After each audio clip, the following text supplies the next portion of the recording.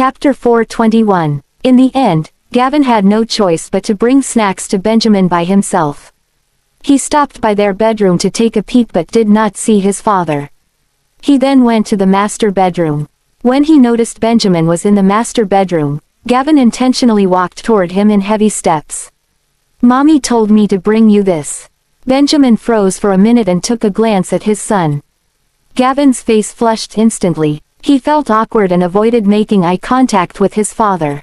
Benjamin's eyes glinted. He reached out his hand to touch Gavin's forehead. That unexpected move rendered Gavin speechless.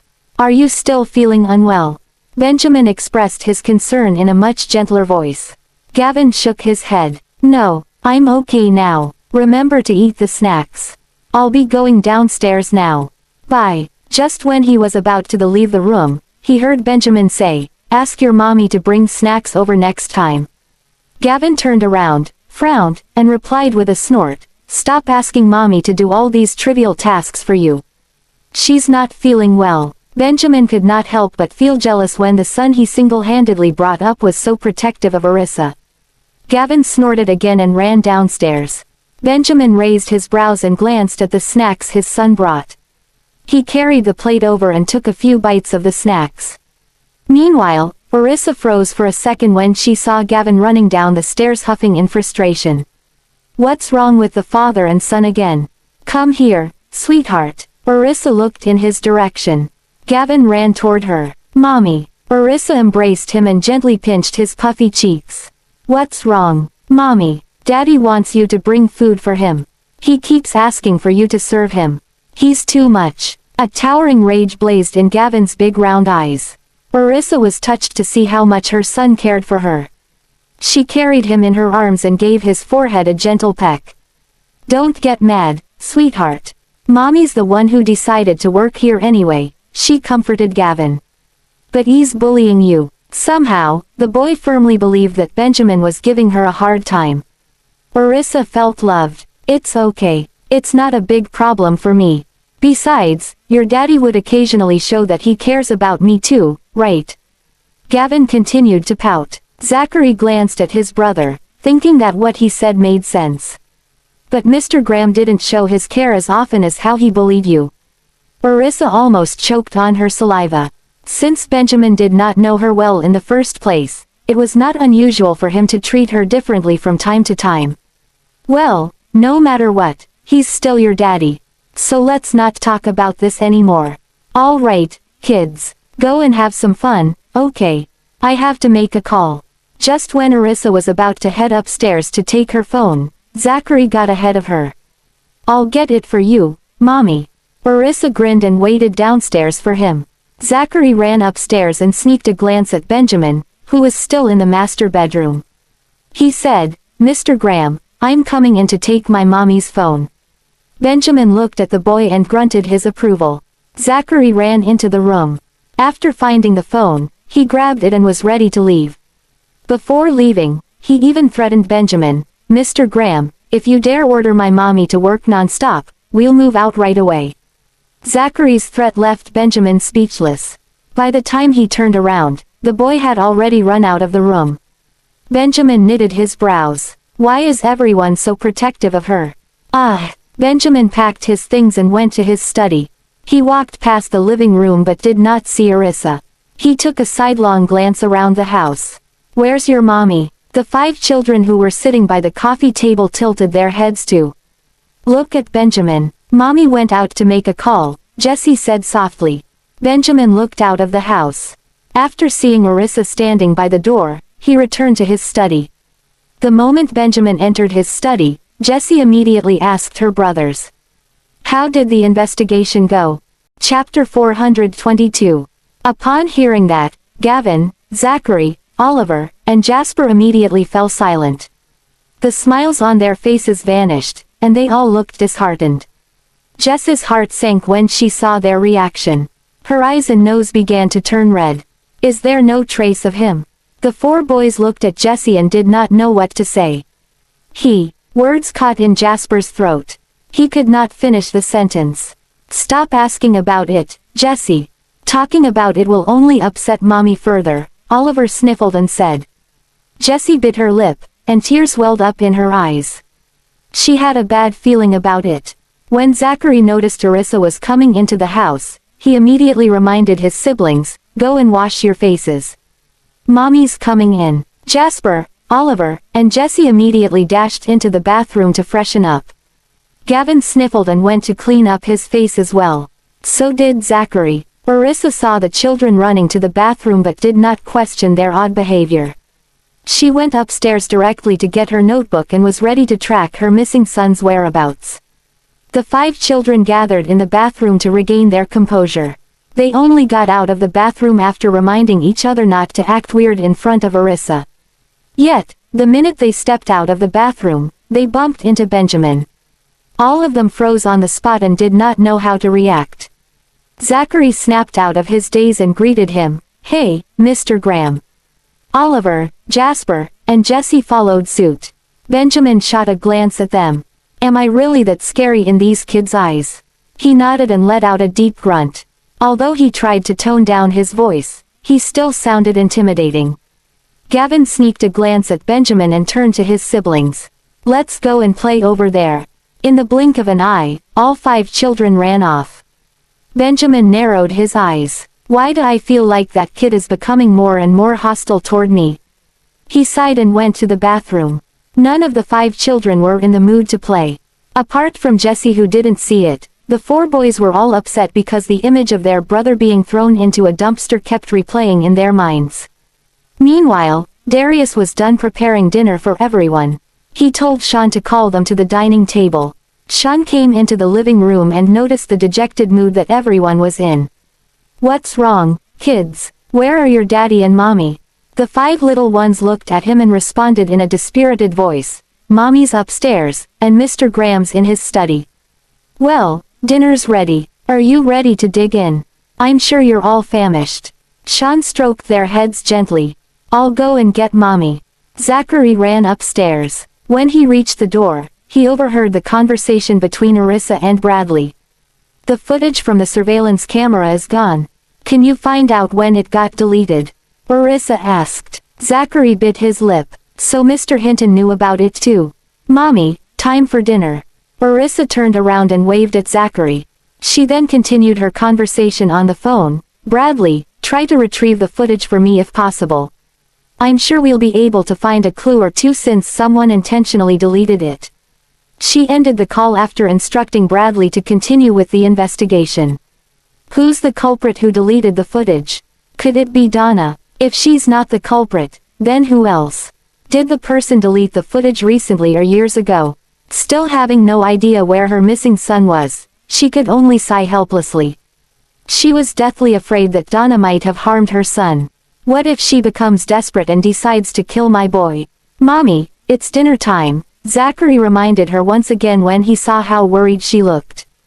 Only then did Arissa return to her senses and walked out of the room. "All right, come on, let's go." She walked down the stairs with Zachary, feeling down in the dumps. Zachary took a few glances at her, but she did not notice. He, too, was feeling miserable. "Should I tell mommy about it? But mommy might not take it well if I tell her that our brother is gone. But if I keep it a secret, mommy will continue to track him down." Zachary bit his lower lip and knitted his brows. The complicated situation had put him in a quandary. This is all Donna's fault. That wicked woman will pay the price for her actions one day. Chapter 423. "Mommy, he must still be waiting for us. We will find him eventually." Zachary put away his own feelings of sadness and consoled his mother. Arissa looked at her son as she replied softly, "Yeah, you're right." After going down the stairs, she called out to her other children, "Sweethearts, come on, let's have dinner." "Mommy." Jessie ran toward her and hugged her leg. Arissa stroked her hair. "What's the matter?" Zachary signaled to his sister not to leak the secret. "Mommy, I'm hungry," Jessie pouted. Arissa laughed softly at that. She then took her daughter's hand and led her toward the dining room. "Come on, let's go and fill up your little tummy right now. Issa, bring the kids over. It's time for dinner." Darius took off his apron and greeted Arissa cordially. "Got it," she responded cheerfully. "Mommy, let's wash our hands before we eat. Gavin reminded Arissa. Sure. Arissa led the 5 kids to wash their hands. Benjamin, it's time for dinner. From the dining room, Darius yelled in the direction of the study.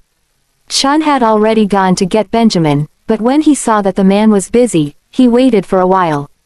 Benjamin, it's time to eat.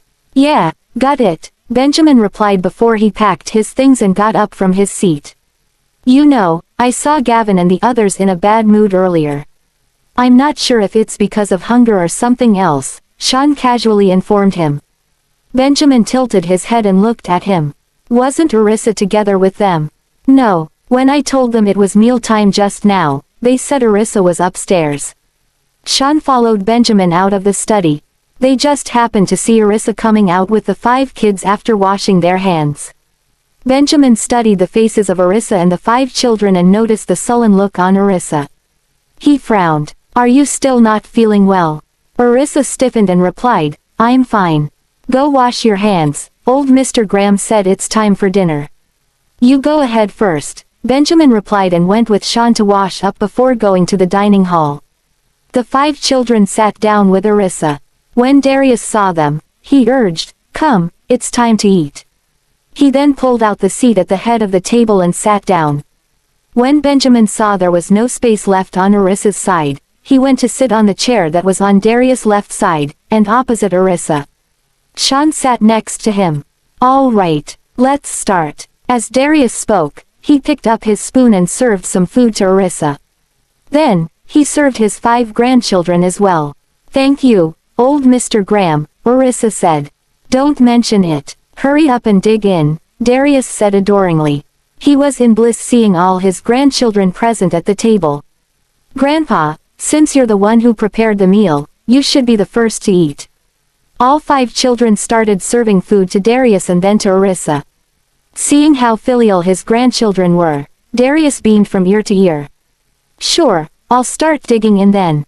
He picked up his fork and took a mouthful of food before he urged the others to start. Go ahead and eat. The food will taste different once it gets cold. Issa, you too, try it and see if the dishes suit your taste. Still grinning, Darius looked at Arissa expectantly. Arissa smiled and swept her gaze at the spread of sumptuous dishes on the table. Old Mr. Graham, did you really cook all these? Your cooking skills are pretty good. Darius was delighted to hear that and he smiled, saying, well, don't just look at it. The most important thing is that it tastes good when you eat it. As he spoke, he placed another piece of steak on her plate. She took a bite of the food. Nodding, she affirmed, it tastes great. Old Mr. Graham, your culinary skills are amazing. Darius laughed aloud. Since it's good, you should eat more. Look at you, you're so slim. It's no wonder you are malnourished. You need to eat more to keep your body healthy, you hear? He proceeded to pile more food onto her plate. Seeing how her plate was getting full to the brim with food, Arissa looked at Benjamin who was seated opposite her. However, the man was engrossed in eating and paid no attention to those around him. Left without a choice, she had to try and stop Darius herself. That's too much, old Mr. Graham. I can't possibly finish all that. Chapter 424. Darius laughed and put down his fork. Take your time to eat. There's no hurry, since Benjamin doesn't know how to look after you all. In the future, I shall come often to cook good food for you guys. Arissa was surprised to hear that. Dad, can't you just let her eat in peace? You're talking too much. Benjamin raised his eyes and glanced at his father with a look of displeasure. Darius frowned and said in a low voice, I'm not talking too much. Not everyone behaves like you, you know. With your mouth clammed up and hardly speaking at all. Arissa let out a snort. Old Mr. Graham sure knows his son well. Benjamin swept his gaze to her, only to see her looking away. The 5 kids were snickering as well. Benjamin kept his gaze on Arissa for a while before he continued to eat silently. Darius shot a glare at his son before serving more food to the 5 kids and then digging in himself. Edwin and the help stood behind the children, ready to serve them.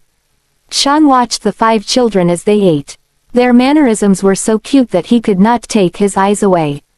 Just then, Gavin looked up and frowned when he saw Sean's engrossed expression. Mr. Bailey, why are you staring at us? Sean snapped back to his senses and smirked. Because you guys are just too adorable. The 5 kids were left speechless. Darius looked at them lovingly. Sean's right. They are really adorable. If only we could find the other child, then everything will be perfect. Concerned about his missing grandchild, Darius turned toward his son to inquire, Benjamin, is there any news about the kid? Benjamin cast a glance at him. No, not yet. The atmosphere in the dining hall seemed to turn heavy. Instantly, the food in Arissa's mouth seemed tasteless. Her heart ached as she looked at the sumptuous dishes in front of her. Here I am eating good food while my son is still out there going through all kinds of suffering God knows where. The 5 children were no longer in the mood to eat, their little faces looked dejected and they seemed dispirited. It was a heartbreaking sight to behold. Benjamin narrowed his eyes. Arissa. Startled, Arissa lifted her eyes and stared blankly at Benjamin. Go on, eat. Glancing at the 5 children, Benjamin spoke in a solemn voice. Arissa turned and looked at her children who appeared sad and troubled. She quickly cheered herself up and put away the feelings of guilt. Serving the children with more food, she told them, eat up, my sweethearts. Okay, they ate obediently, but it was obvious that they no longer had the appetite they had just now. Darius saw the change in their mood and regretted asking the question. Issa, with our family's connections, I believe the child will be found soon enough. Yeah, Arissa nodded and lowered her head to eat. Every now and then, Benjamin would cast a glance at her. He was aware that she was worried and had lost her appetite. Edwin, bring her some soup. Right away, Mr. Graham. Edwin quickly served Arissa a bowl of mushroom soup. Here you go, Miss York. Thank you. Feeling grateful and not wanting the others to worry, Arissa finished the bowl of soup. However, the moment she did, Edwin served her with a second bowl. Edwin, I can't finish that, she told him softly. You should drink more. It's good for you. If you faint again, the kids would be worried. Benjamin's tone was stern, and his request sounded more like an order. Darius took note of his son's oppressive behavior and could not help saying, can't you speak more gently to show your concern? This tone of yours would upset even an old man like me. Benjamin frowned. Sean was snickering as he whispered to Benjamin, Benjamin, if you want a woman to accept you, you've got to be gentle. Arissa's cheeks burned when she heard their whispered conversation. He's asking Benjamin to be gentle with me. She imagined what it would be like and shuddered instinctively. It's better if he isn't gentle. Otherwise, I would find him irresistible. Benjamin noticed the expression on her face and narrowed his eyes while thoughts flooded his mind. What is this woman thinking about? Does she despise me now? Chapter 425. At this very moment, in a remote mountain village, a dirty child could be seen squatting in a thatched hut with a blackened face. He was in the midst of fanning a fire and preparing dinner. The kid's name was Tim. His beautiful ebony eyes lacked the childlike innocence a kid should have, and in its place was a look of tenacity uncharacteristic of someone his age. This was a child who was forced to take on the responsibility of caring for his family too early. Methodically, Tim fanned the fire before washing the pot and started cooking the food. After a while, a strong smell of food wafted out of the hut. On a table in the humble kitchen, there was only a plate of fried bacon. Tim laid the table with eating utensils and was about to bring his grandma to the table when a shirtless man sauntered in. Raphael bent over and took a sniff of the food. Oh, we're eating meat today. Then, he moved a chair into position with his leg, sat down and immediately started eating. Tastes good. Tim quickly took the plate away and glared at the man defensively. Grandma hasn't eaten yet. This is for Grandma. Raphael lifted his eyes to look at the child. Tim, put it down. I'm starving. I haven't eaten for the whole day. Tim held on tight to the food. Raphael got angry and scolded sharply, put it down. You trying to go against me or something? You can't eat until Grandma has eaten. Tim knitted his brows without the slightest inclination of giving up the food. Damn it, you bastard. How dare you use this tone with me? Give it to me. Raphael cursed angrily and made a move to snatch the food from him. If you're hungry, just eat the pickled vegetables. Tim was furious as well. Why should I? Why should I eat pickles when you can eat meat? Do you have a death wish? Seeing how Tim was unwilling to let go of the plate, Raphael grabbed it with one hand and kicked the boy roughly. No matter how strong a child can be, Tim was definitely no match for an adult. He was sent flying backward before landing on the floor and hitting his elbow. Raphael put the plate of food back on the table and cursed as he ate. You grew up eating my food. How dare you keep the meat from me?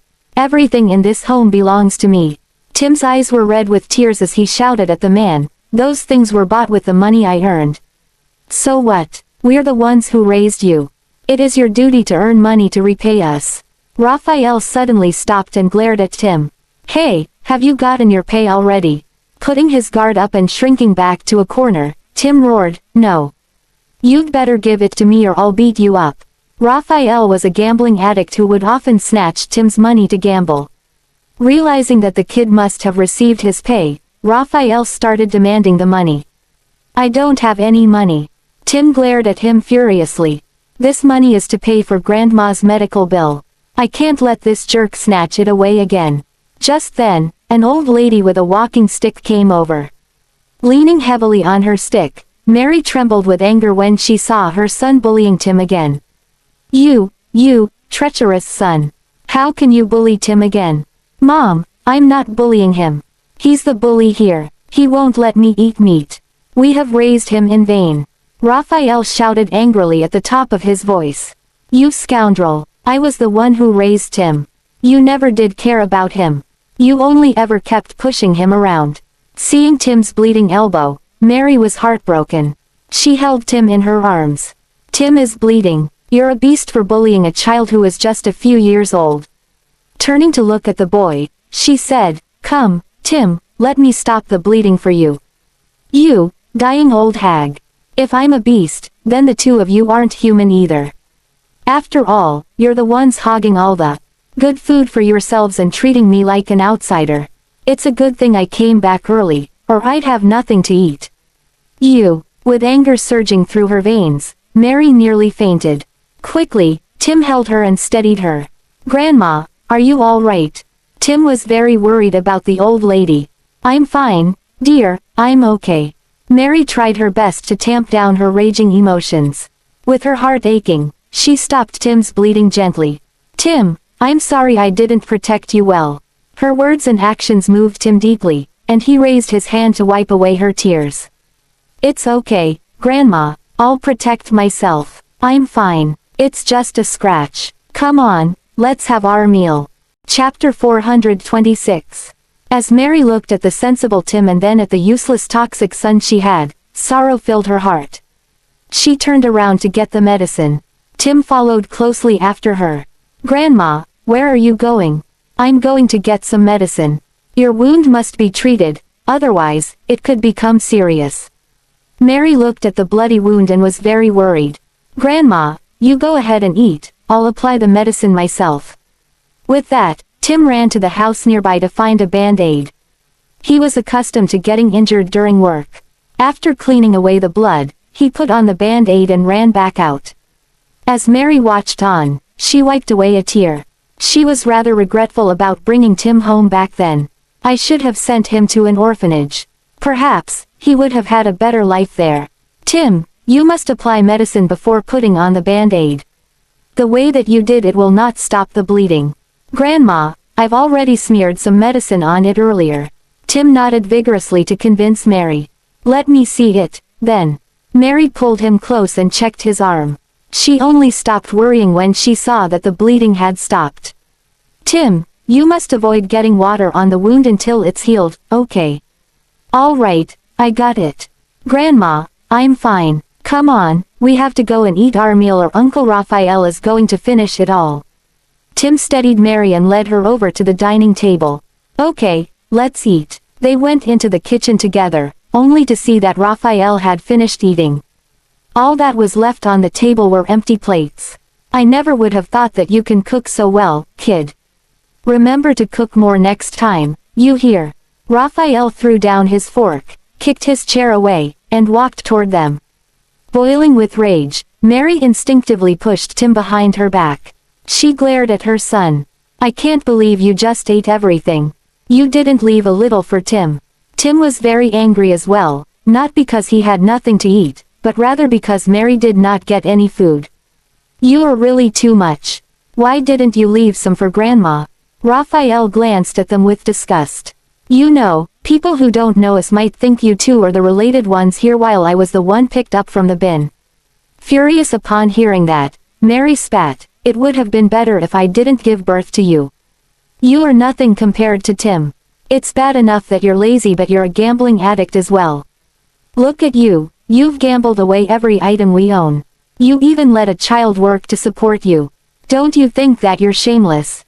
What is so shameful about that? I am able to earn money, too. Old hag, you are the one who is lazy and does not work. I only gamble to earn more money. Since you have the time to nag at me about it, why don't you go to work and earn some money instead? Just shut up and go away. Raphael's curses were unbearable to hear. Completely ignoring the fact that she was his mother, he shoved Mary away. Then, he grabbed Tim. Grandma, Tim uttered, his heart aching for the older woman. Give me your money. Raphael spat. Tim struggled hard. He glared at the man and stood his ground stubbornly. I don't have any money. Damn you, do you want to die? Raphael lifted his hand, about to give the boy a slap. Mary, who had just steadied herself, was horrified and rushed over. Don't you dare lay your hand on Tim. You're nothing but a heartless beast with no conscience. Mary slammed her body hard into Raphael while Tim lowered his head and bit his arm. The pain caused him to let go of Tim. You son of a bitch. How dare you bite me? Anger surging within him, Raphael started throwing punches and kicks. Mary ran over to Tim and held him tight, protecting him with her body. Get out of the way. With a vicious expression, Raphael kicked at his aged mother. Regardless, Mary continued holding on to Tim tightly. Grandma, Grandma. Tim was so frightened that he started bawling. Uncle Raphael, stop it. Grandma can't take such a beating. I'll give you the money, okay? If you keep on beating her, Grandma will die. Raphael finally stopped upon hearing that. HMPH. Seems like this is still the best way to get this son of a bitch to submit. You should have just given me the money earlier, then you could have avoided this beating. Chapter 427. On the verge of blowing her top off, Mary could taste blood in her mouth. Grandma, Tim wailed in shock when he saw the old lady spitting out blood. Are you okay, Grandma? Let me take you to the hospital. Tim, run. I'm afraid I can't hold on any longer, Mary said, panting heavily. Seeing that Mary was on the brink of death, Raphael was stunned. Don't you blame me for this, old hag. It's all your fault. With that, Raphael gave up on extorting money from Tim and scurried away in fear. Grandma, Tim cried loudly. The seemingly lifeless Mary suddenly held his hand and consoled him. Don't cry, I'm fine. Although she was beaten to a pulp, her life was not at stake. She only put on a show to scare her unfilial son to his wits. I can't allow that ungrateful bastard to gamble away Tim's hard-earned money. Grandma, Tim scrutinized her thoroughly to confirm that she was really all right. I was acting just now. Her breath was still uneven. But you spewed blood, Grandma. As he spoke, he stretched out his hand and wiped off the blood stain from the corner of Mary's mouth. This is definitely not acting. Don't worry, I'm fine. Mary tried to prop herself up. Come on, Tim, let's have dinner first. Thereafter, I've got something to tell you. Still worried about the older woman, Tim proposed otherwise. Grandma, I think it's best if I bring you to the hospital for a checkup. I earned enough today for you to consult a doctor. You're such a good boy, Tim. An inexplicable sadness washed over Mary as she wiped off the tears that came streaming down her face. But I'm hungry, so let's have dinner first, okay? She could not bear the thought to let the boy go hungry because of her. Her heart sank when she glanced at his scrawny body. Ever since the passing of her husband, her son's behavior worsened. Not only did Raphael keep threatening her, but he also bullied the young Tim. If she had known that this would happen, she would not have redeemed her heartless son back then. Okay, sure, let's eat something before heading to the hospital then. Tim assisted Mary to the dining table. We'd better eat quick and then go to the hospital, or else that wicked uncle of mine would return to snatch my money again. I must hurry and spend the money on medication so that there's none left for him to take. Subsequently, the elderly and the young had a pathetic dinner with only pasta and sauce. Looking at how Tim was willing to lead a simple and impecunious life without any grumbling, Mary was pleased and sad at the same time. Eat more, Grandma. I'll buy you some meat tomorrow and hide it from Uncle Raphael. He gave his grandmother the rest of his pasta and added some more sauce on top. You should have more too, Tim. She scooped some pasta from her plate, wanting to share it with him. I can't finish them. Worried, Tim stared at her for a moment and quickly lowered his head to continue eating. When we get to the city later, I must buy something nice for Grandma. Immediately after dinner, he began to clear the table. Tim, stop what you're doing and come over here. I have something to tell you. Mary was afraid that Raphael would make a reappearance. What is it, Grandma? The boy rushed over. Tim, take this money and leave this place at once. Mary sniffled. As much as she would miss him dearly, she was determined to send him away instead of having him live a life of torture with her.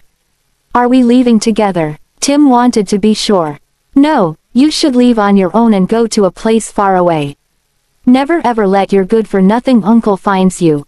I'm old and useless, so don't waste your hard-earned money on me. Go to Delmore. Perhaps you might meet your parents there. Or, you can start anew at the orphanage. I bet it's 100 times better than living here, Mary explained. Soon, Tim began to weep profusely. Grandma, don't leave me alone. I don't want to go. I want to stay by your side. Please don't send me away. Chapter 428. I'll work harder and earn more money to pay for your medical expenses. Don't worry, okay. Didn't you say that I was picked up from a pile of garbage? That goes to show that my parents have abandoned me. In that case, you're my only family member. So please don't send me away. Since the day Tim heard Raphael address him as an adopted bastard, the boy knew that Mary was not related to him by blood. With a heavy heart, he persistently pursued the matter and bombarded Mary with a series of questions. Left with no choice, Mary told him the truth. Therefore, Tim was well aware of his background all along. The heartbroken Mary hugged him and wiped away his tears. I know that you worried about me. But you'll lose your life one day if you continue staying here. Raphael has lost his mind and turned despicable. He would hit his own mother, let alone you who aren't related to him at all. You're still so young and I can't let you suffer like this. So please, leave this place now. I'll ask the village chief to send you off so that you can start anew elsewhere. Mary tried to convince him. This street-smart boy has great survival skills. He won't starve to death even if he has no place to go. Conversely, his life will be at stake if he stays here with me. I'm not going anywhere, Grandma. I'm not afraid of him. Let's leave together, okay? I'll never leave you behind. It's not that Grandma doesn't want me, it's just that she has desperate reasons to force me to leave her side. He sniffled and wiped his tears dry at that thought, trying not to be sad anymore. An unwavering look flashed across his eyes. Grandma, let's head to the hospital now. Otherwise, when Uncle Raphael returns, it'd be too late then. As Tim spoke, he hurried back to the bedroom and picked up several important documents, clothes, and the money that he had been hiding. Initially, Mary did not want to spend Tim's money. However, upon a few rounds of pestering and persuading, she finally acquiesced to the boy's decision. Their house was located quite a distance from the other neighbors. As such, no one heard the ruckus raised earlier on. Shortly after their departure, someone from the village came looking for Mary. The villager wanted to inform her that the kid on television looked very much like Tim and wanted to check if they were the same person, only to see that no one was home. Unexpectedly, Raphael found out about the news. When he was hanging out at the village's sundry shop, the missing notice came on the television. Instantly, he was astounded.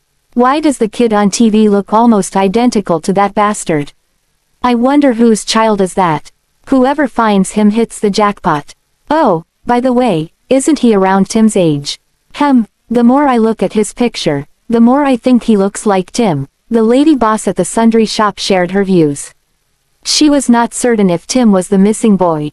After all, the kid was always covered with dirt and looked exceptionally disheveled whenever they saw him.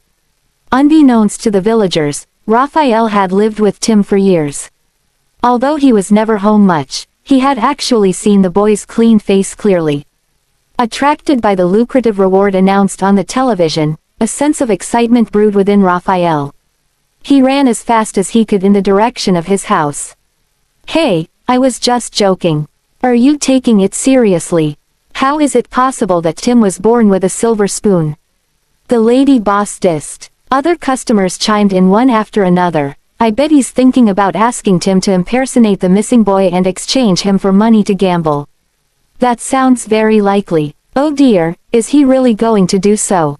Poor Tim, he's such a sweetheart. A scoundrel like him will have the guts to do anything, including using Tim for his own benefits. Come on, let's go have a look at what's going to happen." "Yes, quick, let's go. Even if he's not using Tim, he might kidnap him and sell him off for profit. When that happens, the boy will be gone forever." Tim had been a filial and thoughtful boy. Everyone in the village loved him. With trepidation, the villagers quickened their steps and followed after Raphael. Raphael searched high and low for his mother and Tim, but they were nowhere to be seen. What? How did they run away so fast? HMPH. She must have fooled me just now. It's impossible for her to die so easily, Raphael cussed madly. The villagers who rushed over heard him loud and clear. What? Who died? Chapter 429. Raphael avoided eye contact with them and simply replied, "Oh, nothing. I was talking about the rats." The villagers scanned around the house, but they could not find both Mary and Tim. "Where are your mother and the boy?" they asked curiously. "How would I know? They were here just a moment ago. Must have gone pissing somewhere," Raphael answered impatiently. Everyone cast a contemptuous glance at him. Nobody liked his awful attitude. Since Mary and Tim were not there, the villagers left after a short while. Despite searching for the duo everywhere, Raphael was furious that he could not find them anywhere. Where did the old hag go with Tim? A malicious look flashed across Raphael's eyes as he thought about the handsome sum announced on television. "It's fine if they aren't here now. They will return eventually. But what if others get to them first? Then, I'll lose my golden opportunity." Instantly, Raphael called Ethan. "Who's on the line?" "Hey, you're looking for a boy, right? The one living with me now looks exactly like the boy in the picture that you've shown on the television." Ethan's eyes lit up. He asked urgently, "Send me a photo now. Why in the world would I have Tim's photo with me? I don't even look him in the eyes usually." Raphael did not have what Ethan wanted. "Isn't there a reward?" "Well, transfer me the money first, and then I'll send you his photo." Ethan scoffed coldly at Raphael's suggestion. "Is this a scam? If you don't send me the picture first, I can't verify if he's the child we've been looking for. Only after everything is confirmed that the reward will be paid." Having said that, Ethan hung up the call, refusing to bargain with the scammer. He then continued on his way to Yaleview to give Benjamin an update. His face was grim. "This is bad news. Without a photo, I don't believe that the child is still alive." When he arrived at Yaleview, Benjamin was having his meal. So, he waited for him. "Have you had your dinner, Mr. Frank?" Orissa greeted him. "Yes, I have, Miss York." Ethan averted her gaze, leaving Orissa curious. "Why do I have a feeling that he's avoiding me? What's the matter?" Benjamin took a glance at Ethan. "You go ahead and have your meal, Mr. Graham. We can discuss later." Ethan turned around and left. He was afraid that Benjamin would lose his appetite once he broke the news to him. A glint flashed across Benjamin's eyes, and he continued eating until he cleared his plate. "You carry on with the kids," Benjamin told Orissa. Subsequently, he strode toward his study and gestured for Ethan to tag along. Orissa glanced at the two of them, and she felt something was amiss. Upon shutting the door, Ethan presented a file to Benjamin. The latter shot a look over and asked, "What's this?" "It's about the missing child." Benjamin opened up the file. Ethan took a deep breath and hesitated for a while before deciding to update Benjamin with further details. Our men discovered that Miss Adams threw the kid away in the end. She has dumped the child into a dumpster, so, the child's probably. There was no way Ethan could finish his sentence. Benjamin narrowed his eyes as a murderous aura emanated from him. The more he read through the report, the grimmer and more vicious his expression became. Donna Adams. Scrunching the pile of papers into a ball, Benjamin headed out with a pair of bloodshot eyes. Ethan quickly stopped him. Please calm down, Mr. Graham. He was beyond worried that Benjamin might do something he would regret and end Donna's life. Get out of my way. Benjamin bellowed in rage. Mr. Graham, Miss York will surely notice if you leave like this. Ethan tried to pacify him. His heart wrenched to see how much despair Benjamin was in after losing his child. Yet, he knew that they must stay calm and collected. That wench Donna is definitely asking for death. Benjamin tried his best to suppress the agony he felt deep in his soul and concealed his actual inner thoughts with a stony expression. Moments later, he seemed to be more composed. Are you sure that the child is dead? Ethan looked at him and stated solemnly, the chances of the child surviving were slim to none. I checked the surveillance records at the hospital and saw that he was terribly ill. His medical report. Chapter 430. His medical report was not found. It's assumed that Miss Adams has bribed someone to omit those details. The garbage truck collected all the refuse and headed straight to the waste facility before burning all the disposed items. No one noticed that a child was in the midst, Ethan choked. He meant to say that the child must have been treated just like any other trash. In other words, a precious life was gone, just like that. The child could have grown up with his adorable brothers and lived a life of abundance. Unfortunately, that was not the case. Benjamin's face turned grim as viciousness seeped into him. His horrifying gaze sent a cold chill down Ethan's spine. Ethan was surprised to see that a fearless and powerful man like Benjamin would suffer in anguish to the extent that his hands started shaking uncontrollably. It took him an eternity to dig out the child's photo. Due to the long-distance shot from the surveillance cameras, the child's face could only be seen vaguely. Benjamin stared at it without batting an eyelid, exuding deep sorrows and grief. It was a dreadful sight for Ethan to bear. He turned around and wiped his tears off. This is too despondent to see. Suddenly, he recalled the phone call that he received when he was on the way to Benjamin's. He thought about updating Benjamin to cheer him up. However, there were too many scam calls received recently, and none of them carried any weight. Hence, he dismissed the idea. He could not bring himself to give Benjamin false hope. It would only crush the man more when he realized that it was all a lie. After dinner, Orissa was surprised that both Benjamin and Ethan were still in the study. Out of curiosity, she took a peep at the door. Go and play by yourselves, okay sweethearts. The 5 children were delighted to obey their mother's instructions. Otherwise, they would usually stick around her like glue. Orissa went upstairs and continued her investigation for her missing child. No matter how challenging it is, I will find you.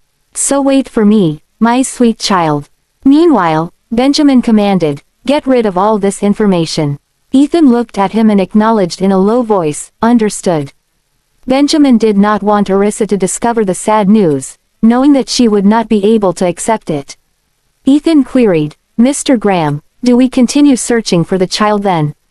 It would be a miracle if he was ever found. With one arm on the desk, Benjamin replied after a slight pause, keep looking for him. What else can I do? I must at least give Orissa a glimmer of hope, for she absolutely can't withstand another cruel blow of reality. Ethan nodded. His heart sank as he saw the quandary that Benjamin was in. Right then, his phone rang. He noticed that the call was from the same number as the one who called him earlier on. Frowning, he hung up. Unexpectedly, the phone rang again and caught Benjamin's attention. It's just a scam. Someone called claiming that his boy looks like the child that we've been searching for.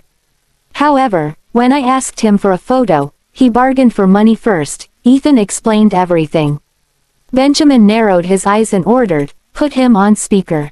Having no choice, Ethan answered the call. Hey, the boy at my house really does look a lot like the missing kid.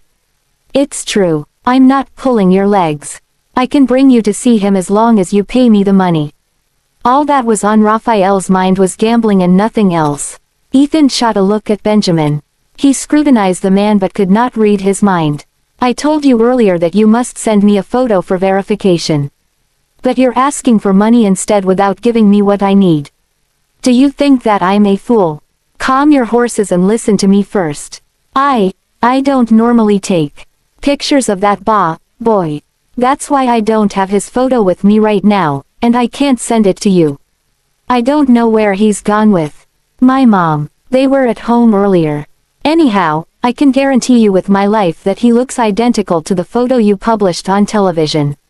I'm dead serious. You can come over and check it for yourself. Everyone here in the village can testify to that. If he's really your son, you ought to pay me double the reward. After all, it wasn't easy for us to raise him. Ethan found it to be utterly nonsensical. This is unbelievable. How can one claim that the boy is still living under the same roof as him when the report states that the boy is dead? Seeing how Benjamin had fallen silent, Ethan asked further, how did you discover the child? Raphael stammered. He was not sure if he should reveal the truth. However, he went all out for it when he thought about the money. All right, I'll tell you. But let me make it clear first that we didn't steal the child, instead, we found him.